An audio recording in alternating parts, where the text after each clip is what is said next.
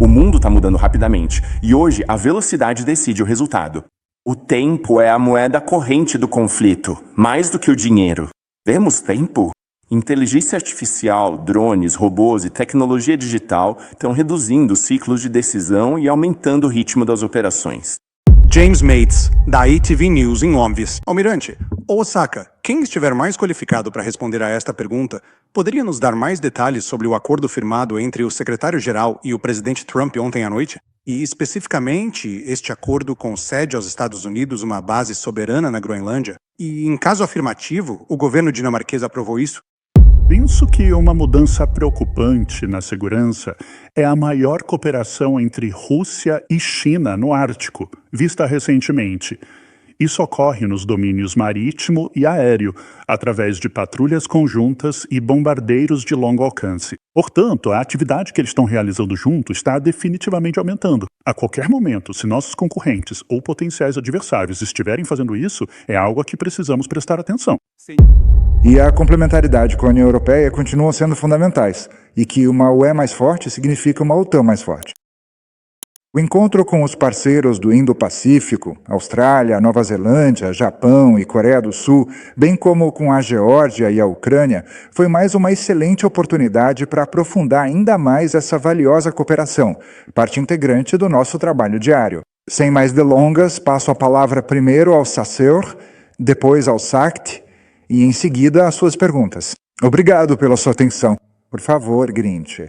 Obrigado, presidente, e boa tarde a todos. É um prazer falar com vocês hoje, ao lado do almirante Cavo Dragoni e do almirante Vandier. Após nossas sessões muito produtivas essa semana, foi um privilégio reunir-me com os chefes de defesa e discutir o que o Comando de Operações Aliadas está fazendo para construir a prontidão de combate e fortalecer nossa postura de dissuasão. Estamos alcançando isso por meio de nossas forças terrestres avançadas no flanco leste, por meio de exercícios como o Steadfast Dart, que marca o segundo desdobramento completo da nova força de reação aliada, e por meio de atividades de vigilância reforçada, como o Baltic Sentry e Eastern Sentry.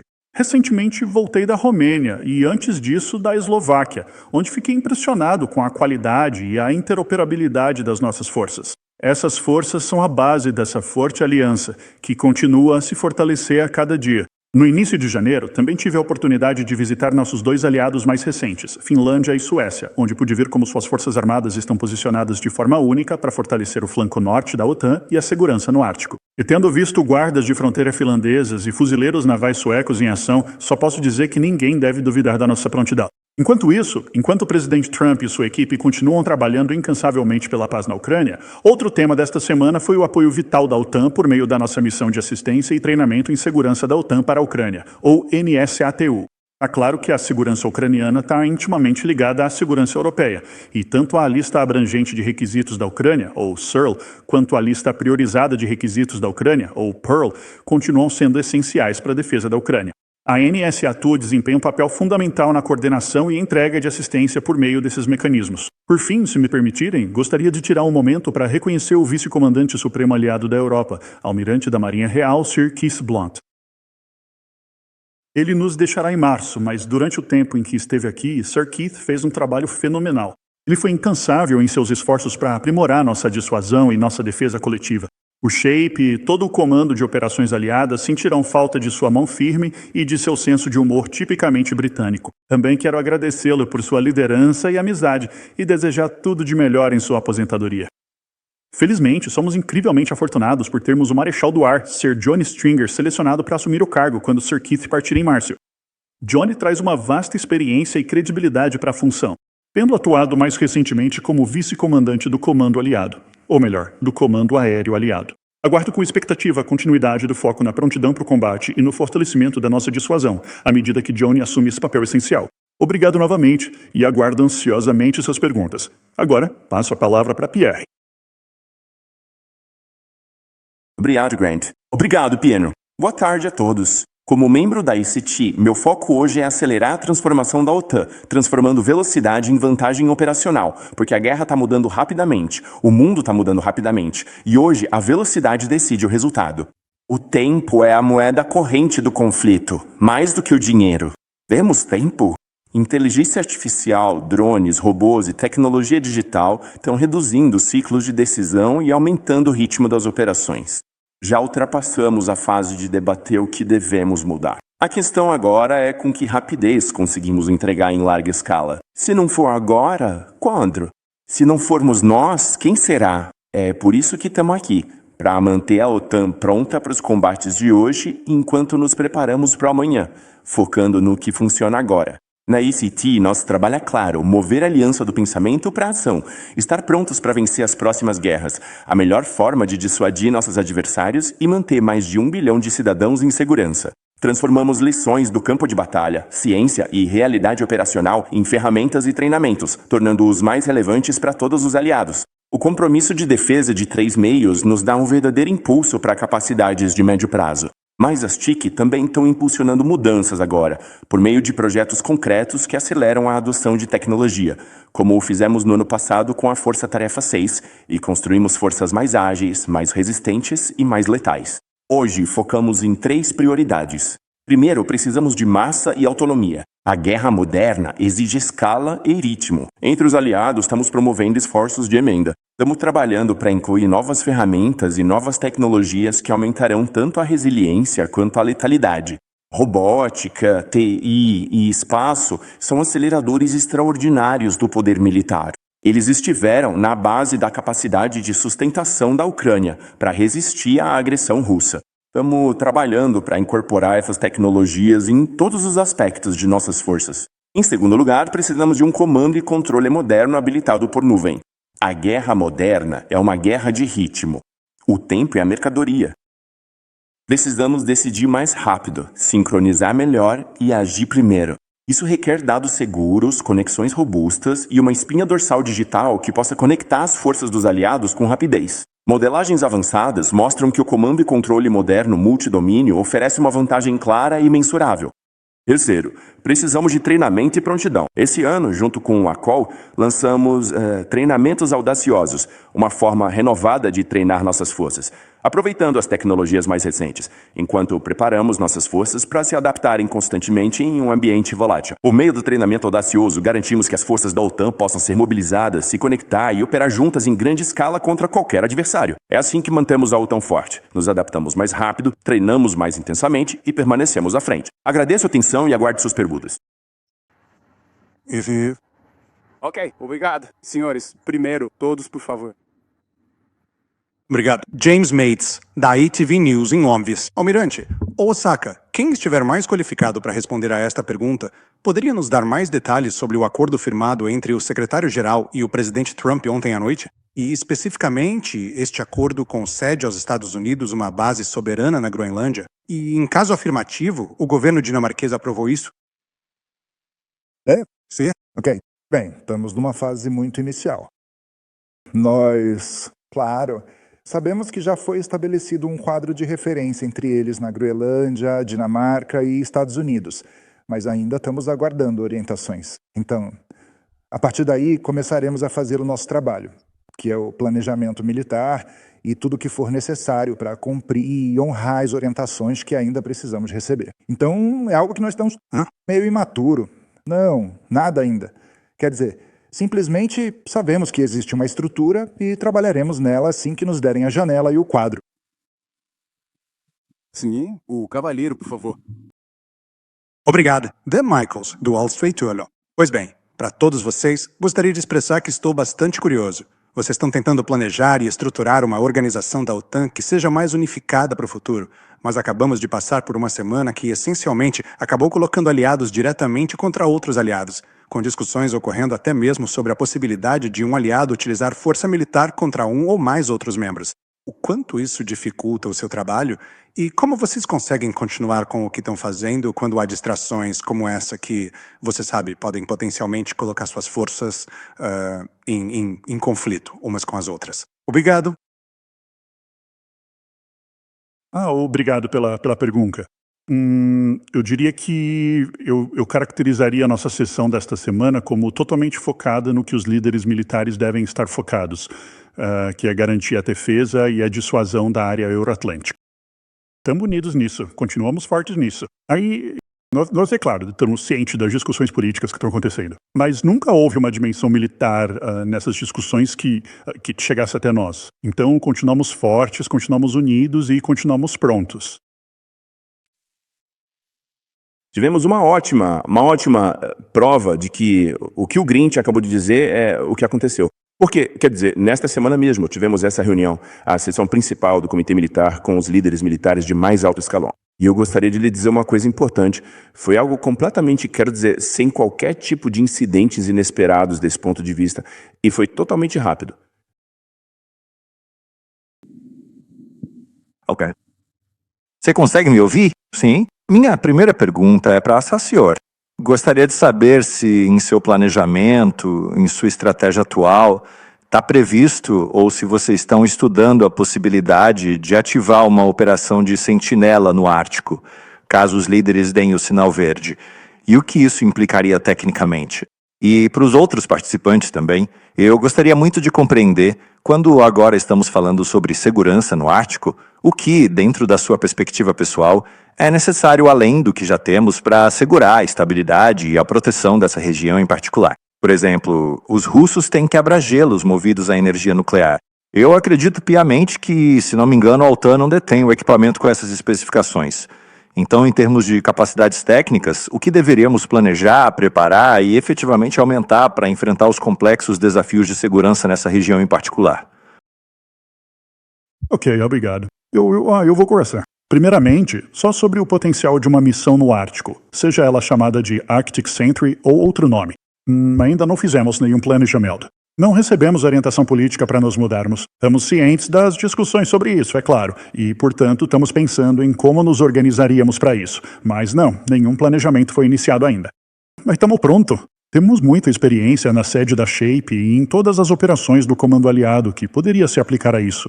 Uma das coisas que fizemos recentemente foi realinhar os limites das nossas áreas de operações conjuntas, colocando todas as nações nórdicas e o Ártico sobre um único comando, o nosso Comando de Força Conjunta em Norfolk. Portanto, esse comando está muito bem posicionado para continuar acompanhando as questões do Ártico. Então, haja ou não uma operação, eu também gostaria de enfatizar que, em toda a área de responsabilidade do SACIUR, temos uma abordagem de 360 graus para a ameaça. Então, enquanto analisamos a implementação de nossa dissuasão e defesa da área euroatlântica e essa estratégia, já temos executado uma série de operações no Ártico durante o período em que estive no comando e antes disso. Bem, continuaremos a fazer isso e depois aguardaremos orientações políticas para quaisquer melhorias específicas. Dissuasão contínua no mar, porque o acesso à área vai mudar. Você também precisa considerar questões espaciais e balísticas, onde as ameaças globais que enfrentamos exigem uma melhor perspectiva sobre o que está acontecendo a partir do espaço. E então, precisamos trabalhar nas questões técnicas, com novas tecnologias, nesse ambiente específico. Obrigado. Bloomberg, você pode perguntar? Andrea Polatiano, da Duvberg. Sacior, eu queria te perguntar, obviamente tem havido muita conversa sobre a Groenlândia e o Ártico. E eu sei que você já disse que há um aumento de atividade no extremo norte vindo da Rússia, vindo da China, mas eu gostaria de te perguntar, nesse momento específico em que a segurança do Ártico está tão em alta na agenda, na avaliação do que está acontecendo lá em cima, há algo particularmente preocupante? Houve alguma mudança recente na situação de segurança no Ártico? Obrigado. Sim, muito obrigado pela pergunta. Eu penso que uma mudança preocupante na segurança é a maior cooperação entre Rússia e China no Ártico, vista recentemente. Isso ocorre nos domínios marítimo e aéreo, através de patrulhas conjuntas e bombardeiros de longo alcance. Portanto, a atividade que eles estão realizando juntos está definitivamente aumentando. A qualquer momento, se nossos concorrentes ou potenciais adversários estiverem fazendo isso, é algo a que precisamos prestar atenção. Senhoras e senhores, por favor, prossiga. Gostaria de fazer uma pergunta muito simples e direta para o Almirante e para o Sacior. A Groenlândia está atualmente suficientemente bem protegida e devidamente vigiada? Bem, então você pode elogiar. Acho que, quer dizer, estamos realizando muito trabalho. Quero dizer, já estávamos planejando isso antes de qualquer coisa. E só considere dois indícios bastante fortes. Quero dizer, nós, no passado, decidimos ter outro comando de força conjunta, Norfolk, que irá lidar com a área E também a importância da área foi indicada, quero dizer, pelas duas nações que antes eram neutras e agora se juntaram à aliança, quero dizer, Finlândia e Suécia. Então isso significa que estamos focados no Ártico e quero dizer, também estamos adquirindo mais capacidade para poder trabalhar e operar nesse tipo de clima, que é desafiador. Mas eu diria que sim, e nós vamos fazer mais, mas Grinch. Não, obrigado, presidente. Alguns pensamentos. Há atividades em andamento no Ártico conduzidas não pela OTAN, mas pelo NORAD, o Comando de Defesa Aeroespacial da região da América do Norte, um comando bilateral entre dois aliados, os Estados Unidos e o Canadá. Este exercício chama-se Noble Defender e está sendo realizado a partir da base espacial de Pitufik. Temos caças canadenses e aviões-tanque dos Estados Unidos e mantém um contato muito próximo com o comandante do NORAD, já que a área do SASEUR se sobrepõe à área do NORAD Northcom. Então há atividade acontecendo lá em cima. Eu diria que também precisamos olhar para frente. Uma das nossas funções como líderes militares não é apenas pensar no presente, mas como as ameaças futuras mencionadas e essa colaboração crescente nos ameaçarão nos próximos verões. Algumas ações no Ártico para aumentar nossa segurança são de longo prazo, incluindo a instalação de novos sensores e detecção. Tudo isso está sob análise e buscamos aprimorar nossa postura e formas de fortalecer nossa presença no Ártico. Sim, com certeza. Este distinto cavalheiro bem aqui. Muito obrigado. Max Delaney, AFP. Algumas perguntas para SASEUR. Você disse que ainda não está planejando nenhuma missão no Ártico. Vocês estão planejando algum exercício na Groenlândia em um futuro próximo? Após as discussões sobre a Groenlândia? E em segundo lugar, temos o Sentinela Oriental, o Sentinela Báltico e, potencialmente, o Sentinela Ártico. Todo o foco nos últimos dias tem sido no Ártico. Você acha que a OTAN corre o risco de se estender demais e de perder o foco na principal ameaça vinda do leste? Obrigado. Agora, obrigado pela pergunta. Há alguns exercícios que estão planejados para acontecer no Ártico nos próximos meses. Vou encaminhá-lo ao meu oficial de relações públicas e ele pode fornecer mais detalhes sobre isso para você. Mas nenhum na própria Groenlândia. Como mencionei, o NORAD está realizando alguns desses exercícios em estreita coordenação conosco, mas nenhum na Groenlândia.